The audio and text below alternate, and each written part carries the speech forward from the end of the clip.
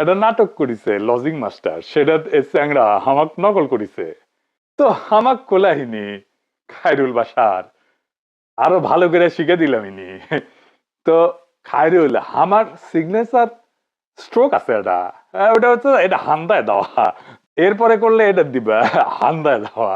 আর ইঙ্গাটা hoodie যদি পড়লাইনি তাহলে আরো ভালো হলে নি, সাথে বগুড়ার ভাষা জম একেবারে ক্ষীর হলো নি।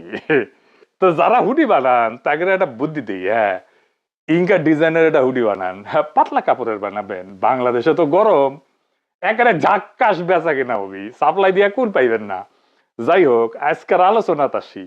বিএনপির সমর্থকেরা এতই ডরে আছে যে তারা একটা নতুন ন্যারেটিভ বানাইছে, কানে আসিচ্ছে মাঝে মাঝে বিভিন্ন জায়গা থেকে, সেটা আবার সরাইতেছেও।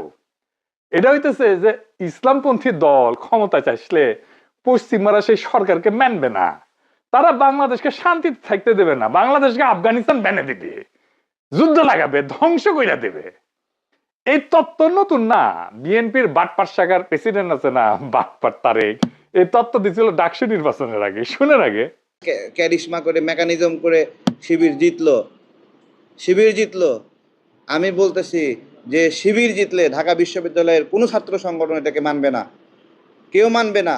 এই নির্বাচন বাতিল হয়ে যাবে, কারণ এটা গ্রহণযোগ্য না। এটা বাংলাদেশের সাথে সাংঘর্ষিক, ডাকসুর সাথে সাংঘর্ষিক। নির্বাচন দাঁড়াতে পারে শখ কইরা, কিন্তু জিতলে কেউ মানবে না। তুমি ছাত্র দল জিতলে মানবে, সবাই মানবে। বিনিয়ামিন জিতলে সবাই মেনে নেবে, বাকির জিতলে মানবে, কারণ এরা হলো বাংলাদেশের পক্ষের শক্তি। কত বড় এদের হিম্মত, এরা বলে যে পাকিস্তানি সাদিক কায়েমকে ভোট দাও। তো এগুলো আমাদের স্মরণ রাখতে হবে। আমাদের অস্তিত্ব, আমাদের জন্ম, আমাদের স্বাধীনতা, এসব বিষয়ে খেয়াল রাখতে হবে। শুনিছেন, এখন অনেকে কইবেন যে আপনি বাটপারকে কেন দেখাইতেছেন আপনার ভিডিওতে, ওই বাটপার তো পরিচিতি পাওয়া যাইতেছে। ও বাটপার যদি বিএনপির ন্যারেটিভ মাস্টার হয় তাহলে আই কি টান, এই বাটপার বিএনপির ন্যারেটিভ তৈরি করে, আর বিএনপির বাকি সবাই সেটা তো বাকির মতো আওড়ায়।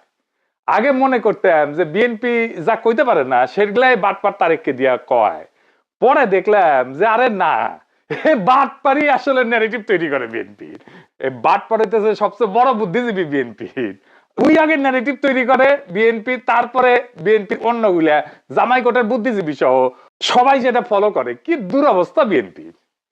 তো এই ডটটা যে ছড়াইতেছে বিএনপি, এই ডরটা আসলে কেমন, আসলে এটা সত্যিকারের ডর, আমাদের ডরানো উচিত। আসেন সেটা বুঝে দেখি। এই ডটটা কোনো বিশ্লেষণ না, এই ডটটা একটা শাসনের ভাষা। আজকে আমি এই ডটটারে, এই ডরের যে ন্যারেটিভ, এর ভেঙ্গে চুরমার করে জয় বাংলা করে দেব। রাষ্ট্র ধর্মে চলে না, রাষ্ট্র চলে স্বার্থে। আসেন আমরা এনা গভীরে যে বিষয়টা বুঝে দেখি, কারণ এই যে ডর, এই ডরটা অমূলক এবং এইটা একটা অবাস্তব ডর বিএনপি ফেরি করিচ্ছে। আসেন আল্লাহর নামে শুরু করি। ইন্টারন্যাশনাল পলিটিক্স বুঝতে হইলে প্রথমে যে থিওরিটা জানতে হবে, তার নাম হইতেছে রিয়ালিজম। বাংলাতেও রিয়ালিজমই কইতে পারেন। এই চিন্তাধারা সবচেয়ে বড় তালে বড় ছিলেন হ্যান্স মর্গেনথাউ। উনি কোনো পলিটিশিয়ান ছিলেন না কলে, উনি একজন স্কলার ছিলেন, বুদ্ধিজীবী ছিলেন। দ্বিতীয় বিশ্বযুদ্ধের পরে পুরো বিশ্ব রাজনীতিকে বোঝার ভাষা উনি তৈরি করে দেন। মর্গেনথাউ খুব সোজা একটা কথা কইছিলেন, রাষ্ট্রের কোনো ধর্ম নাই, রাষ্ট্রের কোনো আবেগ নাই, রাষ্ট্রের আছে শুধু নিজের স্বার্থ, রাষ্ট্র স্বার্থ। এইটারে বলা হয় ন্যাশনাল ইন্টারেস্ট। এটা মানে কি? এটা মানে হইলো একটা রাষ্ট্র ইসলামী হোক, সেকুলার হোক, সমাজতান্ত্রিক হোক, সে আগে দেখে তিনটা মাত্র জিনিস, মাত্র তিনটা, বেশি না, মাত্র তিনটা। কলে কি কি দেখে? এক, নিজের ক্ষমতা; দুই, নিজের নিরাপত্তা; তিন, নিজের টিকে থাকা। এই কথাটাকে আরো একদম গভীরে নিয়ে যান আরেকজন স্কলার, নাম হইতেছে কেনেথ ওয়ালস। ওয়ালস ছিলেন আর একটা মতবাদের প্রতিষ্ঠাতা, স্ট্রাকচারাল রিয়ালিজম বা নিও রিয়ালিজম। মেলা জটিল কথা কইতেছে, আরে না এগুলা না জানলে তো দূর পাঠাবি সবাই, জানা রাখা ভালো। আমি তো মিথ্যা না কই, উৎসাহ আর আগ্রহ জাগানোর জন্য, আর এটা বুঝানোর জন্য যে আমরা যা কই তা বেনে বেনে কই না। এইগুলা কথার পিছনে মেলা বড় মাথাওয়ালা তালে বড় আছে। শুনতে কঠিন লাগলেও কথাটা খুবই সহজ। স্ট্রাকচারাল রিয়ালিজমের বাংলা হইতেছে কাঠামোগত বাস্তববাদ। আর নিও রিয়ালিজমের বাংলা হইতেছে নব্য বাস্তববাদ। এর মানে হইলো একটা রাষ্ট্র যা চায় তা সবসময় করতে পারে না। রাষ্ট্র আমগের মতো না, আমি যা চাইলেই করতে পারলাম, রাষ্ট্র সেটা করতে পারে না। আমি চাইলে যা ইচ্ছা তাই করতে পারবো না। আমি চাইলে করতে পারবো না যে আমরা সামরিক খাতে খরচ কমাবো, অস্ত্র কিনবো না। বামপন্থীরা কয় এই কথা, কিন্তু দেখেন ইন্ডিয়া চাইলে আন্তর্জাতিক নদীর পানি বন্ধ করে দিতে পারে, আন্তর্জাতিক আইন উপেক্ষা করে। কারণ আন্তর্জাতিক আইন কোন সার্বভৌম পুলিশ না, আইন না মানলে কোনো শাস্তি নাই। আইন আছে কিন্তু শাস্তি দেওয়ার ক্ষমতাই নাই। উজানে যে শক্তি তার হাতে সুইচ। আর শক্তির অসমতা আছে, শক্তির অসমতা যেখানে একতরফা সেখানে আইন নৈতিক উপদেশে পরিণত হয়। এই বাস্তবতায় আমাদের বুঝায় দেয় আন্তর্জাতিক রাজনীতি ইচ্ছার জায়গা না, এটা কাঠামোর জায়গা, ফ্রেমের জায়গা। আন্তর্জাতিক শক্তির কাঠামো, ডলার আছে, অস্ত্র আছে, বাজার আছে, জোট আছে। এই কাঠামোই ঠিক করে দেয় রাষ্ট্র কি করতে পারবে আর কি করতে পারবে না।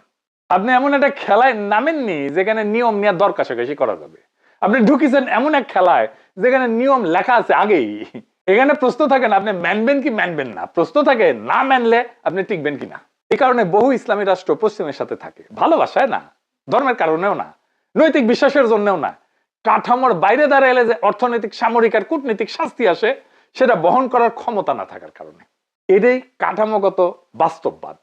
বুঝেছাও? এইখানে কেউ কলে বিশ্বাসঘাতক না, কেউ আদর্শচ্যুতও না। এখানে শুধু একটাই প্রশ্ন কাজ করে, কে টিকবে বা কে ভেঙে পড়বে। আন্তর্জাতিক রাজনীতিতে রাষ্ট্র সিদ্ধান্ত নেয় না, রাষ্ট্র সিদ্ধান্ত মাইনা নেয়। এই কারণেই অনেক ইসলামী রাষ্ট্র পশ্চিমের সাথে বরাবর থাকে, অ্যালাইন থাকে, ভালোবাসায় না, ধর্মের কারণে না, কাঠামোর চাপে থাকে। আর যে শুধু ইসলামী দেশগুলো, মুসলিম দেশগুলো ইসলামপন্থীরা চাপে থাকে তা কলে না। ধরেন চিলি, ভেনেজুয়েলা, কিউবা বা ইউক্রেন। চিলির জন্য কি অপরাধ ছিল? অপরাধ ছিল নিজের সিদ্ধান্ত নিজে নেওয়া। এটা ল্যাটিন আমেরিকার দেশ, 1970-এর দশকে গণতান্ত্রিক ভাবে নির্বাচিত সমাজতান্ত্রিক সরকার ছিল, সালভাদর আয়েন্দে নাম।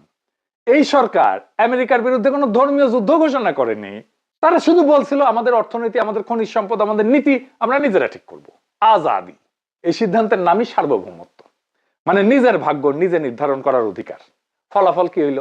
সামরিক অভ্যুত্থান করাইলো সিআইএ কে দিয়ে আমেরিকা, দীর্ঘ স্বৈর শাসন হইল, হাজার হাজার মানুষ গুম হইল, হত্যা হইল। ধর্মের জন্য তো না, এটা ছিল নিজের সিদ্ধান্ত নিজে নেওয়ার শাস্তি। এইভাবে চিলি আমাদের শেখায় আজাদি চাইলে দাম দিতে হয়। ইউক্রেনে যুদ্ধের কারণ কি? ধর্ম তো না, নিয়ন্ত্রণ।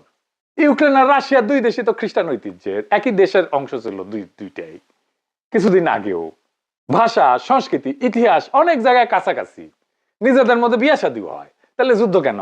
কারণ ইউক্রেন বলছিল আমাদের নিজেদের ভবিষ্যৎ আমরা নিজেরা ঠিক করব, কার ছায়া থাকবো সেটা আমরাই ঠিক করবো, আমরা নেটোতে যোগ দিব, আর যুদ্ধ শুরু। এই যে নিজের সিদ্ধান্ত নিজে নিতে চাওয়া, এটাই আজাদি। রাশিয়া এই সিদ্ধান্ত মানে নাই, কারণ জিওপলিটিক্স এর সমস্যা তো ধর্ম না, আসলে সমস্যা হলো নিয়ন্ত্রণ হারানো। এই ইউক্রেনের উদাহরণটা খুব গুরুত্বপূর্ণ, কারণ এটাই প্রমাণ করে যে যুদ্ধ হয় ক্ষমতার জন্য, ধর্ম তার অজুহাত মাত্র। আচ্ছা এবারে আসেন, কে শত্রু কে বন্ধু রাষ্ট্রের, এটা কে ঠিক করে? এটা একটু বুঝে দেখি। এই প্রশ্নটার একাডেমিক উত্তর দিচ্ছেন স্টিফেন ওয়াল্ট, আন্তর্জাতিক সম্পর্কের একজন খুবই গুরুত্বপূর্ণ স্কলার। কিন্তু উনি বলেন যে রাষ্ট্র শত্রু বানায় থ্রেট পারসেপশন দিয়া। থ্রেট পারসেপশন মানে কি? মানে আপনি কি বিশ্বাস করেন সেটা না করলে আপনি কি করছেন সেটাই আসল। এই কারণে ইরান শত্রু কিন্তু সৌদি আরব বন্ধু, দুটাই মুসলিম রাষ্ট্র। কিউবা শত্রু কিন্তু ভিয়েতনাম বন্ধু, দুটাই সমাজতান্ত্রিক রাষ্ট্র। ধর্ম না, আদর্শ না, আচরণই আসলে বিচার্য। তাইলে আমরা কি এই সিস্টেমের মধ্যে জিও পলিটিক্স এর বাস্তবতা মাইনে নিব? আমরা আমাদের আজাদি, আমরা আমাদের নিজের সিদ্ধান্ত নিজে নিতে পারবো না? এখন এই আসল প্রশ্নটা আসে, এই সিস্টেম যেটা আমি এতক্ষণ ব্যাখ্যা করলাম, ডলার, অস্ত্র, বাজার, জোট, এই শক্তির কাঠামো, এইটা কি ভাগ্যের মতো মাইনে নিতে হবে? উত্তরটা হইল না। বড় কইরা লিখে দেন এডিটর সাহেব, না, এটা সাউন্ড দিবেন। কিন্তু এই না কোন হিরোইক সিনেমার ডায়লগ না। এই যে ইনকা, আমি বিশ্বাস করি না, আমি বিশ্বাস করি না। এই না আসে বুদ্ধি, কৌশল আর ধৈর্য থেকে। আজাদি মানে এই না যে আপনি কাঠামো ভেঙে ফেলবেন। আজাদি মানে হইল কাঠামোর ভেতরে নিজের জায়গা শক্ত করবেন। আন্তর্জাতিক রাজনীতিতে শক্তি মানে শুধু ট্যাঙ্ক না, শক্তি মানে নির্ভরতা কমানো, শক্তি মানে বিকল্প তৈরি করা, শক্তি মানে নিজেকে অপরিহার্য কইরা তোলা। আমি খুব স্পষ্ট করে একটা বাস্তব কৌশল বলি, দেখেন কিভাবে আমরা এই শক্তিটা অর্জন করতে পারবো, মানে আজাদি। আসেন সেগুলো দেখি। 1 নাম্বার, একতরফা নির্ভরতা ভাঙা, মানে ডিপেন্ডেন্সি ব্রেক করা। যে রাষ্ট্র একটাই শক্তির উপরে ঝুলে থাকে সে আজাদ না, সে জিম্মি। বাংলাদেশের আজাদির প্রথম শর্ত হইল এক দেশ এক বাজার এক জোটের উপরে জীবন মরণ নির্ভরতা কমানো। এটা আদর্শ না, এটা সার্ভাইভাল স্ট্র্যাটেজি। আপনি ইউরোপে রপ্তানি করবেন, আপনি এশিয়াতে করবেন, আপনি আমেরিকার সাথে থাকবেন, আপনি মধ্যপ্রাচ্যে থাকবেন, আপনি আফ্রিকায় থাকবেন, আপনি ল্যাটিন আমেরিকায় থাকবেন, সব রাষ্ট্রের সাথে আপনি বন্ধুত্ব থাকবে, দেয় না থাকবে, বাণিজ্য থাকবে। যে রাষ্ট্রে বিকল্প আছে তার সাথে কেউ হুমকির ভাষায় কথা বলে না। 2 নাম্বার, সামরিক শক্তি না, কৌশলগত খরচ বাড়ানো। আমরা তো আর সুপার পাওয়ার হইতে পারবো না, এই স্বপ্ন তো আমাদের নাই, কিন্তু আমাদের রাষ্ট্রের নিরাপত্তা লাগবে। আমরা এমন একটা রাষ্ট্র হইতে পারি যাকে আঘাত করলে খরচা বেশি পড়ে, কাফারা বেশি দিতে হয়, সরাসরি যুদ্ধ না। ধরেন আমাদের সাইবার সক্ষমতা যদি আমরা বাড়াই, আঞ্চলিক স্থিতিশীলতা এবং শান্তির জন্য যদি আমরা প্রয়োজনীয় ভূমিকা রাখি, তাইলে আমাদের অপরিহার্যতা বাড়বে। এগুলো দিয়ে রাষ্ট্র নিজের দাম বাড়ায়। আমি অনেক আগে থেকে কইতেছি বাংলাদেশ সেনাবাহিনীর একটা সাইবার ব্রিগেড করেন। ওয়াকারানন্দ প্রভুপাদ আছে, কেমনে দুর্বৃত্ত জেনারেলদের সুরক্ষা দেওয়া যায়, কেমনে বাংলাদেশের নিরাপত্তা বৃদ্ধি করা যায়, তার কোনো চিন্তা নাই। আমাদের একটা নিরাপত্তা উপদেষ্টা আছে, এই নিয়ে স্যাট ব্যাত আছে কিনা কে জানে, আল্লাহ জানে। নিরাপত্তার ব্যাপারে সবচেয়ে যেটা গুরুত্বপূর্ণ প্রশ্ন সেটা কিন্তু এটা না যে আপনি নৈতিক কিনা, আপনি ঠিকঠাক কাজ করতেছেন কিনা। প্রশ্নটা হইতেছে আপনাকে যদি অস্থিতিশীল করে, আপনাকে যদি কেউ আক্রমণ করে, আপনাকে যদি কেউ আঘাত করে, তাইলে ওর ক্ষতি কত যে আঘাতটা করবে, বুঝে চাও? এইটারে করে ডেটারেন্ট। আমারে তুমি গলা পর্যন্ত ডুবাইতে পারবা আমি মানি, কিন্তু তোমারে আমি কোমর পর্যন্ত নামাইতে পারবো, এইটা যদি বুঝে যায় তাহলে আমার কাছে আসবে না। 3 নাম্বার হইতেছে আভ্যন্তরীণ ইনসাফ। এইটা হইতেছে আন্তর্জাতিক ঢাল, সবচেয়ে গুরুত্বপূর্ণ। যে রাষ্ট্র নিজের নাগরিককে চাপে রাখে তার উপরে চাপ দিতে বাইরের শক্তির কষ্ট লাগে না। ইরানে দেখতেছেন না, ট্রাম্প এখন হুমকি দিতেছে। এই পরিস্থিতি হইতো না যদি না তার ইরানের নিজের নাগরিকেরাই নিজের সরকারের উপরে বিলা হইতো। যেই রাষ্ট্রে নাগরিকেরা রাষ্ট্রকে নিজের মনে করে সেই রাষ্ট্র ভাঙতে গেলে পরাশক্তিরাও দ্বিধায় পড়ে। ইনসাফ কিন্তু শুধু নৈতিক বিষয় না, ইনসাফ হইল জিওপলিটিক্যাল অ্যাসেট। 4 নাম্বার হইতেছে ন্যারেটিভের যুদ্ধে জেতা। আন্তর্জাতিক রাজনীতিতে যে আগে নিজের গল্প বলে সে অনেক আগে অর্ধেক যুদ্ধ জিতে যায়। বাংলাদেশের এলিট মুসলমানদের দেখলে মনে হয়, ওরা মনে করে যে আমরা মুসলমান, এটা আমাদের বিপদ, আরে সর্বনাশ। এটা তো আমাদের ন্যারেটিভ না, এটা বাংলাদেশের ন্যারেটিভ না, এই ন্যারেটিভ আমাদের শত্রুর ন্যারেটিভ।